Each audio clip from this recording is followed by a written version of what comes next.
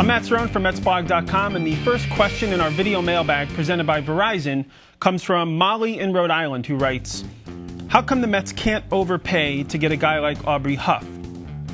Well, they could overpay to get Aubrey Huff. I just don't know that it's worth doing that.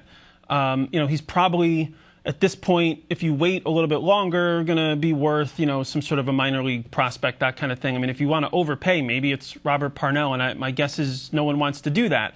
At the same time, I don't know that the Orioles want to make that kind of a move. I mean, sure, they're not going anywhere, and they're one of the few teams, actually, that probably can feel confident about saying they're not going to make the playoffs.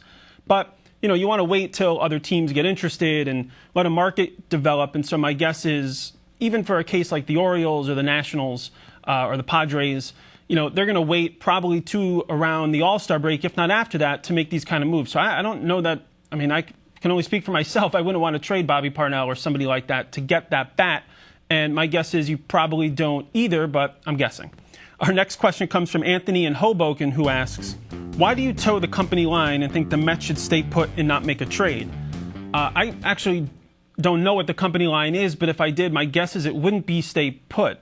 I'm assuming that you're thinking along the lines of like the late 90s or earlier in the decade when, it was before SNY and before Citi Field. I mean, now my guess is they probably would be more apt to go for it and trade all those prospects just for the sake of, selling tickets and ads on television. I think that's probably pretty important at this point, that's probably the company line. I personally think they should, hold on to some of those guys and do their best to kind of stay in it with the wild card. And then when these other players come back, maybe they can make a run, at the Phillies or take over a team like the Cardinals or the Giants. Plus make, one of those type of deals to get a bat or get a pitcher and pay, a fair market value. So I don't know that the company line actually is stay pat. I think it's probably go for it.